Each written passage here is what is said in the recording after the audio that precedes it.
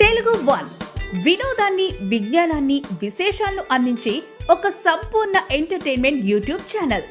Cinema వార్తలు, విశేషాలు, ఇంటర్వ్యూలు, యువతరానికి మెచ్చే నచ్చే వెబ్ సిరీస్లు, మొత్తం కుటుంబం మెచ్చే షార్ట్ ఫిల్మ్స్, మ్యూజిక్ వీడియోస్, హాస్యాన్ని పంచుతూ చెక్కిలి గింతలు పెట్టే కంటెంట్, ఇలా ఎన్నెన్నో ఆసక్తికరమైన అంశాలను నిరంతరం ప్రేక్షకుల్లో అలరించే allrounder channel Telugu one YouTube channel ని తప్పకుండా సందర్శించండి. ఆసక్తికరమైన సినిమా, వినోదాత్మక వీడియోలను వీక్షించండి మరియు ఛానల్ ని సబ్స్క్రైబ్ చేసుకోండి. శ్రీ గురుభ్యో నమః. భక్తివర్ణ ప్రేక్షకులకు శుభోదయం. 22/11/2024 స్వస్తి శ్రీ చాంద్రమానం క్రోధినామ సంవత్సరం దక్షిణాయనం శరదృతువు కార్తీక మాసం కృష్ణపక్ష సప్తమి శుక్రవారం సప్తమి రాత్రి 9:07 వరకు, నక్షత్రం ఆశ్లేష నక్షత్రం రాత్రి 8:48 వరకు, వర్జం ఉదయం 9:06 నుండి 10:46 వరకు, దుర్ముహూర్తం ఉదయం 8:25 నుండి 9:10 వరకు, మళ్ళీ మధ్యాహ్నం 12:08 నుండి 12:52 వరకు, సూర్యోదయం 6:12, సూర్యాస్తమయం 5:20, అమృతగడి రాత్రి 7:06 నుండి 8:48 వరకు, రాహుకాలం ఈరోజు ఉదయం 10:30 నుండి 12 వరకు రాహుకాలం, శుభ సమయం ఉదయం 6 గంటల నుండి 7:15 వరకు శుభకాలం, సాయంత్రం 5:30 నుండి 6:15 వరకు శుభకాలం, బ్రహ్మయోగం సాయంత్రం మధ్యాహ్నం 3:51, విష్టి ఉదయం 8:51, భవ రాత్రి 9:09 వరకు. కార్తీక మాసంలో ఈరోజు 21వ రోజు కాబట్టి 21వ రోజుని పాలు తప్ప మిగిలినవన్నీ కూడా విడిచిపెడితే ఈరోజు చాలా మంచిదన్నారు. అలాగే ఉల్లి, ఉసిరి, ఉప్పు, పులుపు, కారం కూడా ఎక్కువ తినకుండా ఉంటే మంచిది.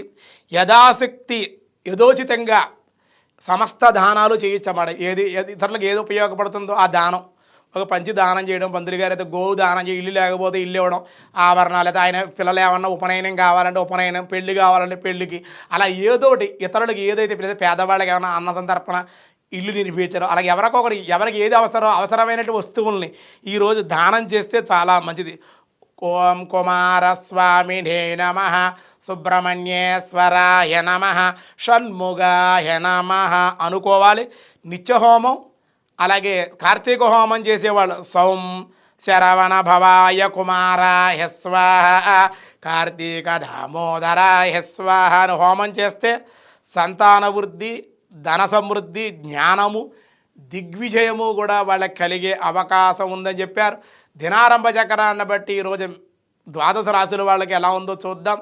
మేషరాశి వారికి ఈరోజు సానుకూల ఫలితాలు ఉన్నాయి. వృత్తి, వ్యాపార, వ్యవసాయాల్లో అనుకూలం, శుభవార్తలు. వృషభ రాశి వారికి ఈరోజు మిశ్రమంగా ఉంది. చేసే పనిలో జాప్యం జరిగే అవకాశం, ఏ పని పూర్తి కాక విచారం. మిథున రాశి వారికి కూడా మిశ్రమంగా ఉంది. మాట్లాడే ధోరణి సరిగ్గా ఉండాలి, కోపాన్ని విడిచిపెట్టాలి. తొందరగా మాట్లాడటం కానీ మాట్లాడే విధానాన్ని సరి చేసుకోకపోతే ఇబ్బందులు కలిగే అవకాశం ఉంది. మిగతా విషయాలు భగవద్ ఆరాధన, దేవాలయ దర్శనం మీకు మేలు చేసే అవకాశం. కర్కాటక రాశి వారికి కూడా మిశ్రమంగానే ఉంది. దైవ చింతన, భగవద్ ఆరాధనే ఈరోజు మీకు మేలు చేసే అవకాశం, ఏ పని పూర్తి కాక విచారం.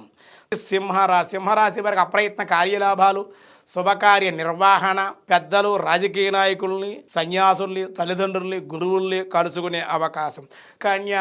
కన్యారాశి స్థిరాస్తుల విషయాల్లో గొడవలు, చికాకులు, కుటుంబ విరోధాలు కూడా ఉండే అవకాశాలు, ఎక్కువగా మాట్లాడకుండా ఉండడం అన్ని విధాలుగా మేలు మీకు.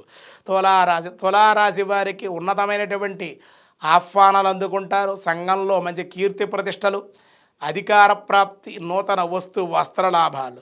వృశ్చిక రాశి వారి వాహనాల మార్పులు, నూతనమైన వాహనాలు కొనుగోలు చేయడం, స్థిరాస్తి అభివృద్ధి. ధనస్సు రాశి ఉన్నతమైన ఉద్యోగ ప్రాప్తి, నిరుద్యోగులకు మంచి ఆనందకరంగా ఉండే విద్యార్థులకు మంచి అవకాశాలు, శుభవార్త శ్రవణం. మకర రాశి వారికి ఈ వారం చాలా అనుకూలం, ధన సమృద్ధి, అనుకోని బంధువుల రాక, ఆనందం, కోలాహలంగా కుటుంబ వాతావరణం. కుంభరాశి వారి దూర ప్రయాణాలు, విలువైన వస్తువుల కొనుగోలు, అప్రయత్న ధనలాభం. మీనరాశి వారికి ఈరోజు కూడా వీరికి కూడా అప్రయత్న కార్యలాభాలు ఉన్నాయి. అనుకున్న పనులు నెరవేరుతాయి. యథోచితంగా రావలసినవేవో కొంత కాకపోతే స్వల్పంగా అయిన ధనయోగం కలిగే అవకాశం ఉంది. అలాగే విష్ణు సహస్రనామలు ఈరోజు వ్యాసాయ విష్ణు రూపాయ వ్యాసరూపాయ విష్ణవే వహిని వాహనయే నమః. అగ్నిహోత్రుడు అగ్ని భగవద్ విభూతిగా, విభూతి అని గీతాశాస్త్రంలో తెలుపబడింది. ఏమండి, అహం వైశ్వానరో భూత్వా ప్రాణినాం దేహమా అని చెప్పినట్లుగా, కాబట్టి జఠరాగ్ని రూపంలో పరమాత్మ ఉన్నాడు.